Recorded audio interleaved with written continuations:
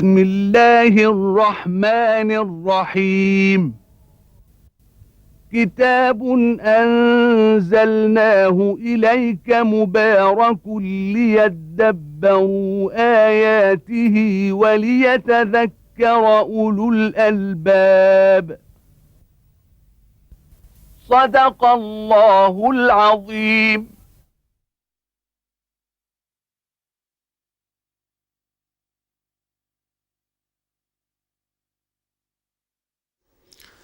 الحمد لله رب العالمين، وأصلي وأسلم على عبد الله ورسول الأمين سيدنا ونبينا محمد وعلى آله وأصحابه ومن اهتدى بهداه وعمل بسنته إلى يوم الدين.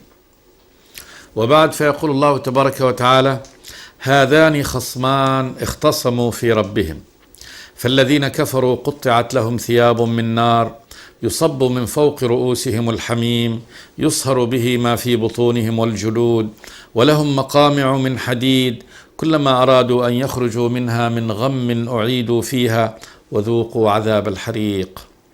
إن الله يدخل الذين آمنوا وعملوا الصالحات جنات تجري من تحتها الأنهار يحلون فيها من أساور من ذهب ولؤلؤا ولباسهم فيها حرير وهدوا إلى الطيب من القول وهدوا إلى صراط الحميد. بعد أن ذكر الله تبارك وتعالى أن كل هذه الموجودات في هذا الكون ساجدة لله تبارك وتعالى خاضعة له، وأن منها من يسجد طوعا وهم أهل الإيمان، ومنها من لا يسجد وهؤلاء هم أهل الكفران. قال: ألم تر أن الله يسجد له من في السماوات ومن في الأرض والشمس والقمر والنجوم والجبال والشجر والدواب وكثير من الناس وكثير حق عليه العذاب ومن يهن الله فما له من مكرم. كثير من هذه حق عليها عذاب الرب تبارك وتعالى لأنها لا تسجد لله عن طواعية، يعني أهانها الله تبارك وتعالى وطردها من رحمته. ومن يهن الله فما له من مكرم.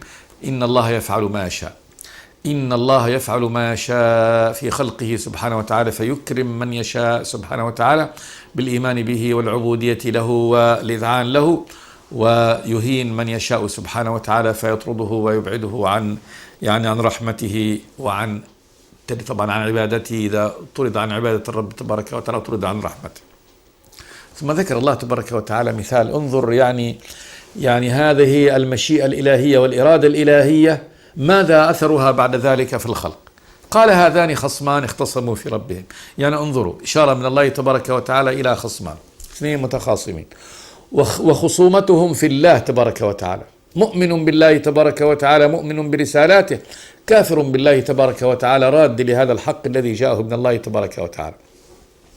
هذان خصمان اختصموا في ربهم فالذين كفروا. ثم شرع الله تبارك وتعالى يبين عقوبة أهل الكفر وصنيعه سبحانه وتعالى بهم في الآخرة، ثم جزاؤه وإنعامه وإفضاله سبحانه وتعالى على أهل الطاعة. قال أهل العلم بالتفسير بأنها هذه الآية نزلت في المتخاصمين يوم بدر، أول لقاء للحرب بين جند الله تبارك وتعالى مع النبي صلى الله عليه وسلم وبين جند الكفر، وعلى رأسهم أبو جهل وصناديد قريش.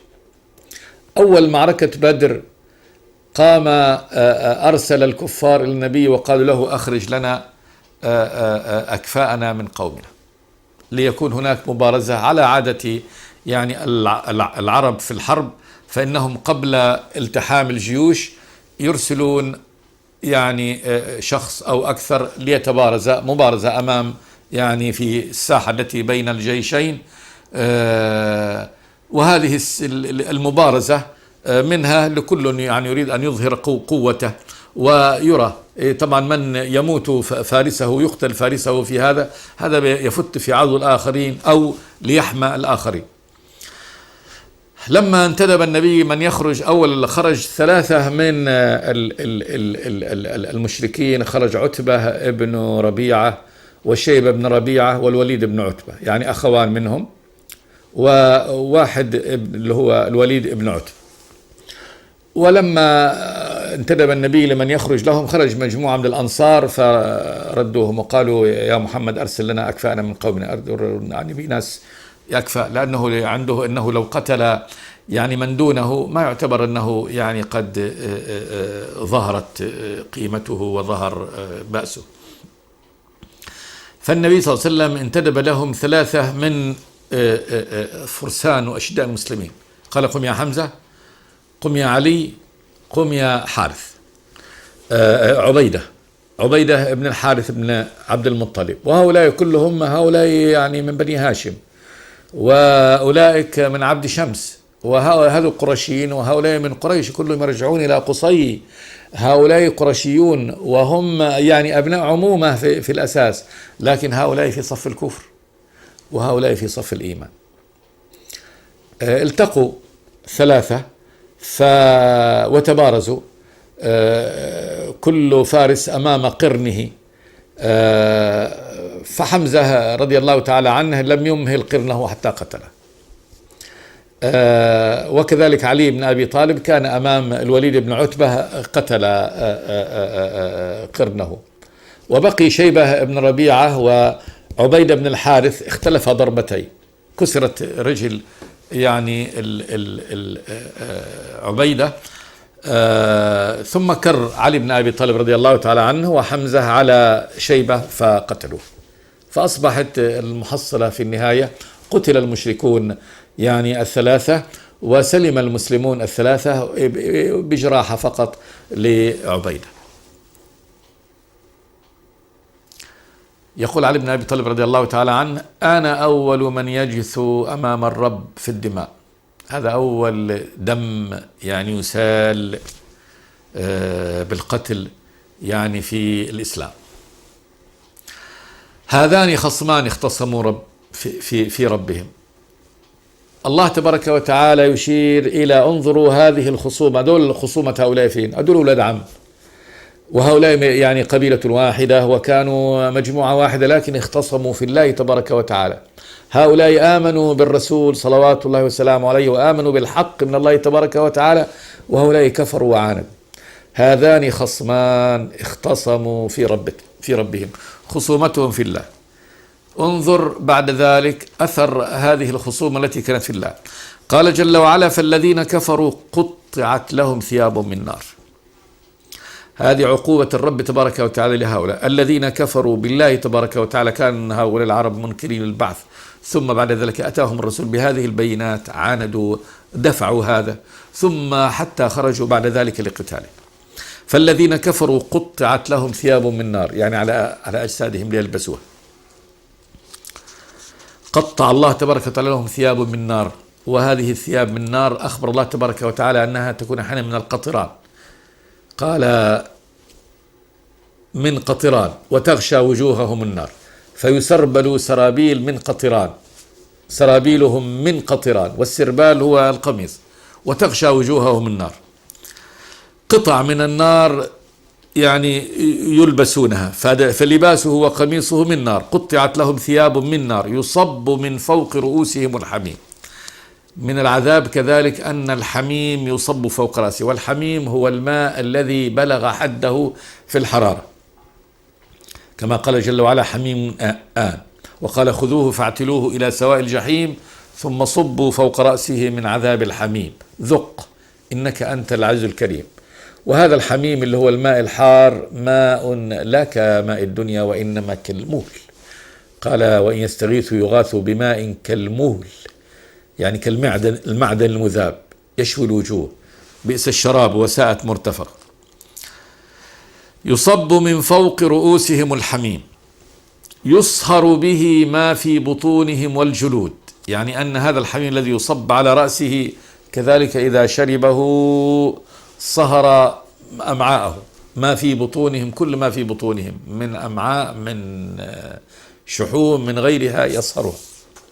ويصهر جلده كذلك إذا صب هذا الحميم على جلده فإنه يصهره، ومعنى يصهره أنه ينماع ويذوب.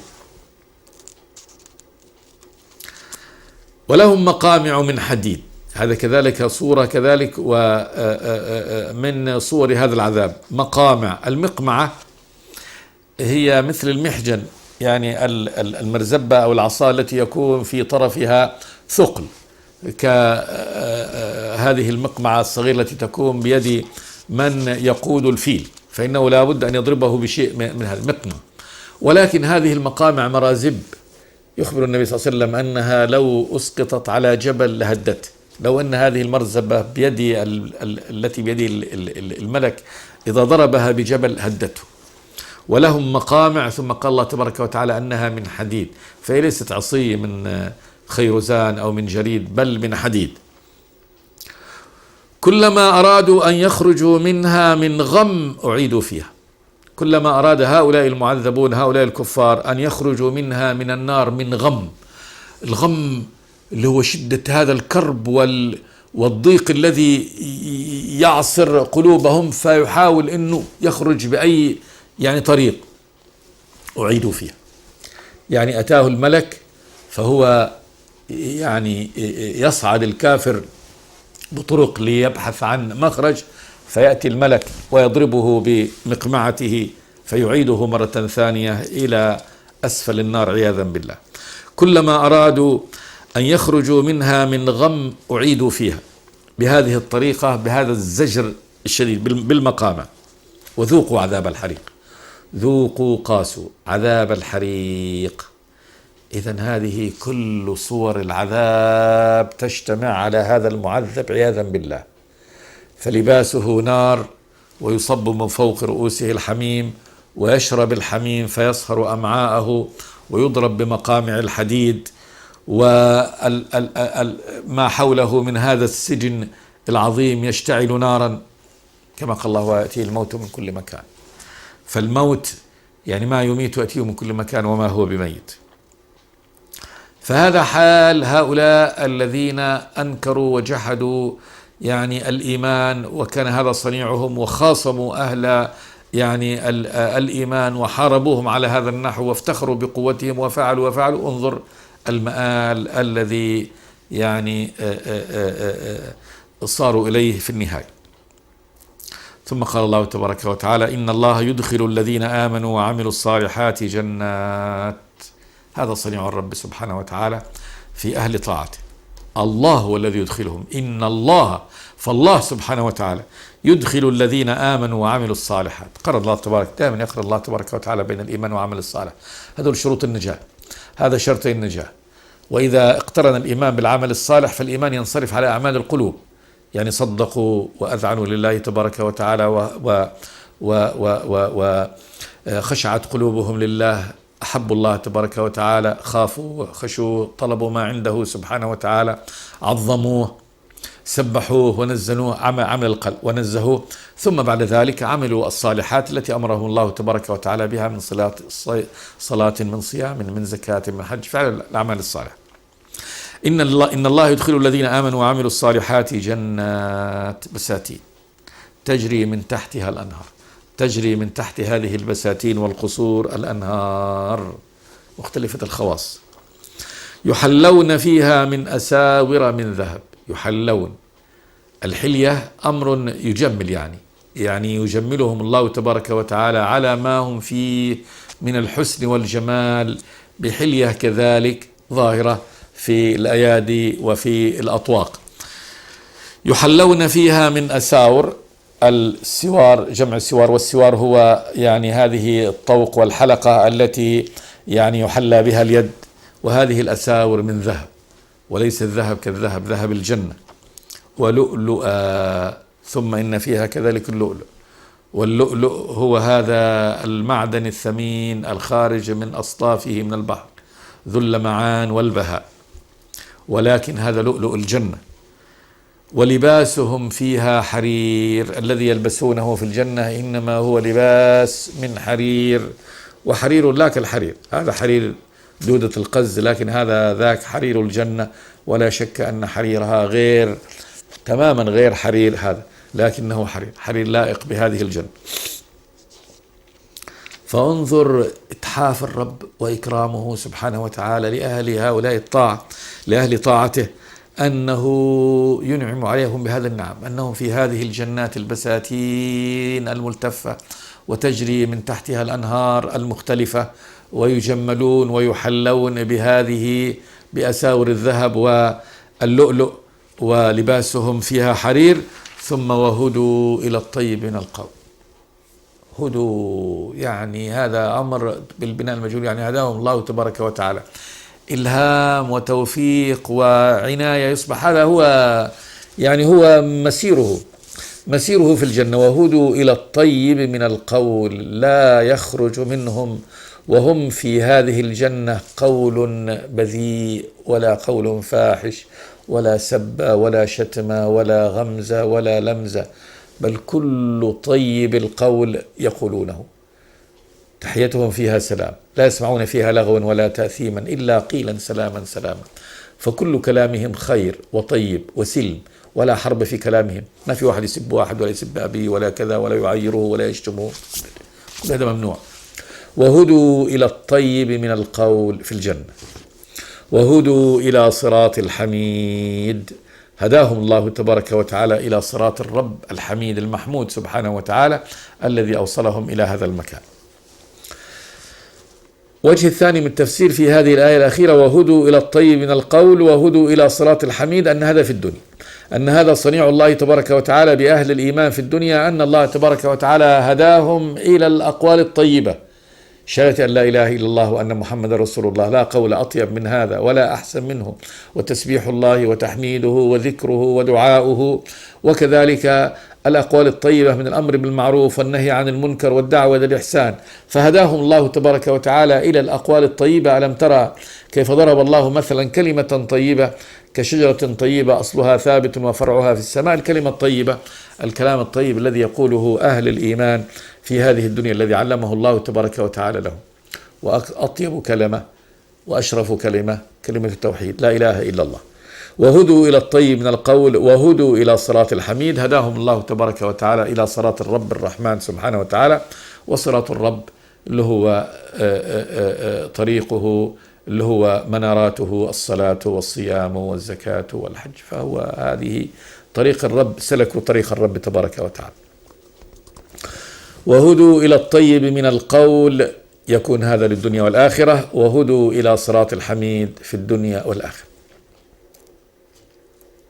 ثم قال جل وعلا: إن الذين كفروا ويصدون عن سبيل الله والمسجد الحرام الذي جعلناه للناس سواء العاكف فيه والباد ومن يرد فيه بإلحاد بظلم نذقه من عذاب أليم. هذا ذكر كذلك لكفر هؤلاء الكفار الذين عاقبهم الله تبارك وتعالى هذه العقوبة. هذا كفر على كفر، وذلك أن كفار يعني مكة من القرشيين الذين حاربوا رسول الله صلى الله عليه وسلم وأخرجوه من عندهم وبدأوا بحربه على هذا النحو. خرجوا له في بدر ليحاربوه، خرجوا له يعني في أحد ليحاربوه، خرجوا له في الخندق، ثم إنهم صدوا هذا النبي عن المسجد الحرام، يعني أخرجوهم من مكة، وكانوا كذلك لا يسمح لهم أن يأتوا إلى البلد الحرام بيت الله تبارك وتعالى الذي أقامه الله تبارك وتعالى منارة ليعبد فيها سبحانه وتعالى. قال جل وعلا: إن الذين كفروا ويصدون عن سبيل الله والمسجد الحرام.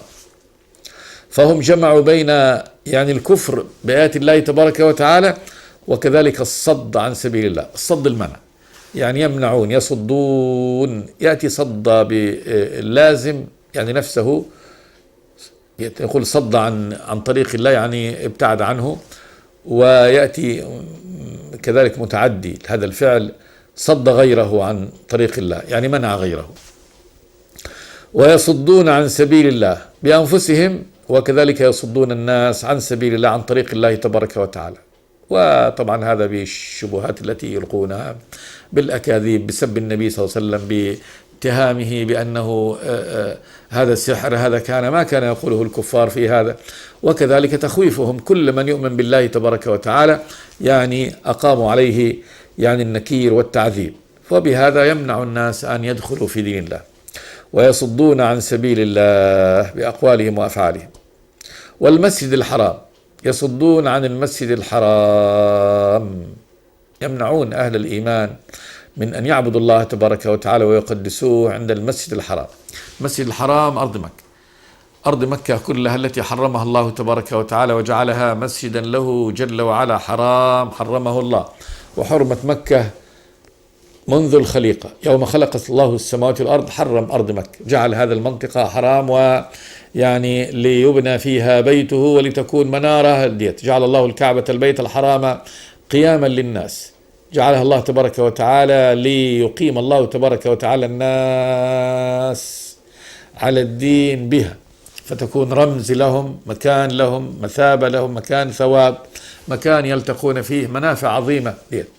منذ أن خلق الله تبارك وتعالى السماوات والأرض، ثم أقام إبراهيم يعني هذا البيت، ودعا الله أمره أن يدعو الناس جميعا إلى حج بيت الله تبارك وتعالى.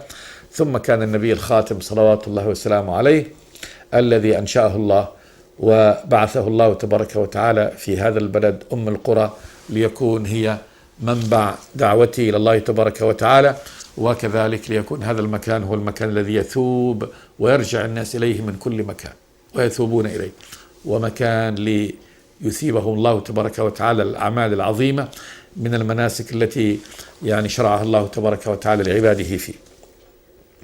فهذا المسجد الحرام المشرف المكرم عند الله تبارك وتعالى، الذي حرم الله تبارك وتعالى فيه أمور ما هي حلال في غيره، كأن يختلى خلاؤه، يصاد صيده، يطلب فيه بدم، يفعل فيه يعني إثم، مرأه الله كذا من هذا حرمه الله تبارك، حرم حتى عن يعني تلتقط لقطته.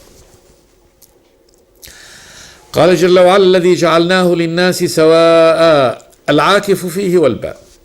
يعني هذا حكم الله تبارك وتعالى الشرعي فيه، أن يجعل الله تبارك وتعالى للناس سواء، العاكف فيه والباد. العاكف فيه، العكوف فيه اللي هو الماكث فيه، الباقي فيه من أهله، والباد الذي يأتي من يعني من خارجه، من يعني بادية الأرض. فكل هذا المسجد ليس يعني ملكا لأحد، وإنما هذا جعله الله تبارك وتعالى للناس كلهم، كل الناس يكونون فيه سواء، لهم حق فيه، حق فيه في أن يعبدوا الله تبارك وتعالى فيه، وأن يزوروه، وأن يحجوه، وأن يأتوا إليه، والاثنين سواء. العاكف فيه، الباقي فيه والقائم فيه، والبادي الذي يأتي من خارج فيه، سواء العاكف فيه والباد، يعني إقامته وأمنه وسلمه يجب أن يكون للجميع. ثم قال جل وعلا: ومن يرد فيه بإلحاد بظلم نذقه من عذاب أليم. من يرد فيه، بس يفكر، ينوي إرادة بإلحاد عن أمر الله تبارك وتعالى. الإلحاد هو الميل، وأصل اللحد هو الميل، ومنه يسمى هذا اللحد الذي يعني الشق الذي يشق في الأرض ثم يحفر بالميل، هذا يسمى لحد. يلحد بإلحاد، بأي ميل عن طريق الحق، عن الإيمان، إلحاد. ومن يريد فيه بإلحاد بظلم، أي ظلم، يظلم يعني من يأتيه أو من يأويه، أو يظلم أهله بأي ظلم، أو يظلم نفسه بمعاصي الرب تبارك وتعالى. قال جل وعلا: نذقه من عذاب أليم. لا بد يقاسي، يذوق هذا. وقل الله إنه نذق، يعني أنه سيقاسيه من عذاب أليم. وهذه صور العذاب قد مرت بنا، قد مر الله تبارك وتعالى بنا صور العذاب. يعني فالذين كفروا قطعت لهم ثياب من نار يصب من فوق رؤوسهم الحميم يصهر به ما في بطونهم والجلود ولهم مقامع من حديد كلما أرادوا أن يخرجوا منها من غم أعيدوا فيها وذوقوا عذاب الحريق. هذه صور العذاب، هذه صور العذاب المؤلم. قال جل وعلا: نذقه من عذاب أليم. فهذا حكم من يكفر بالله تبارك وتعالى ويصد عن سبيل الله وعن هذا المسجد الحرام، فارتكب هذه الجرائم. فالصد عن سبيل الله والمسجد الحرام، هذا الله تبارك وتعالى يتهدد فاعله بهذا الوعيد الشديد. ثم شرع الله تبارك وتعالى يبين مكانة هذا البيت وتاريخه، فقال جل وعلا: وإذ بوأنا لإبراهيم مكان البيت ألا تشرك بي شيئا وطهر بيتي للطائفين والقائمين والركع السجود وأذن في الناس بالحج يأتوك رجالا وعلى كل ضامر يأتين من كل فج عميق ليشهدوا منافع لهم ويذكروا اسم الله في أيام معلومات على ما رزقهم من بهيمة الأنعام فكلوا منها وأطعموا البائس الفقير ثم ليقضوا تفثهم وليوفوا نذورهم وليطوفوا بالبيت العتيق. يبين الله تبارك وتعالى كيف أن الله تبارك وتعالى قد أقام هذا البيت ليكون هو المنارة والهادي للناس. قال جل وعلا: وإذ بوأنا لإبراهيم مكان البيت. بوأناه أظهرنا، أظهر الله تبارك وتعالى وهيأ له مكان البيت ليبنيه على أصوله التي بني عليها في بداية الخلق. وقيل إن أول من بناه هم الملائكة بنوه، وأن إبراهيم عليه السلام هو أول من أقام بعد ذلك من البشر هذا البناء على هذه الأسس التي كانت الملائكة قد بنت يعني بعد نزول آدم عليه السلام. وإذ بوأنا لإبراهيم مكان البيت، أظهرناه له وعلمناه أين يبني بيت الله تبارك وتعالى، وهيأه الله تبارك وتعالى له ومكنه الله تبارك وتعالى من ذلك. وهذه كل بوأك الله تبارك وتعالى يعني أنزلك الله تبارك وتعالى هذه المنزلة ومكنك من هذا التمكين. فالله تبارك وتعالى مكن إبراهيم وهيأ له سبحانه وتعالى أن يبني البيت في هذا المكان الذي بني فيه. وإبراهيم أبو الأنبياء عليه الصلاة والسلام، أبو إسماعيل وأبو إسحاق هو ديت، وكل الأنبياء الذين جاءوا من بعده من نسله صلى الله عليه وسلم. البيت بيت الله تبارك وتعالى، الكعبة التي تكون هي الشعار والمنار للناس ليصلوا إليها. ألا تشرك بي شيئا، يعني كان الأمر أن يكون هذا البيت يبنى لله لا لغيره، فلا شرك. عندما بني هذا البيت بناه إبراهيم خالصا لله تبارك وتعالى، لم يكن ثمة صنم ولا ثمة شركة في هذا البيت، لا، وإنما بناه ليعبد الله تبارك وتعالى وحده لا شريك له. ألا تشرك بي شيئا، فلا ينسب البيت ولا ديت يقال بيت الله، فهذا بيت الله، ولا ذكر لأحد مع الله تبارك وتعالى في هذا البيت. ثم وطهر بيتي للطائفين والقائمين والركع السجود. طهارة بمعنى النظافة، وهنا طهارة حسية وطهارة معنوية. يطهر من كل الأدران الحسية فيمنع عنه النجاسات والقاذورات، يبقى مكان نظيف طاهر لعبادة الرب تبارك وتعالى.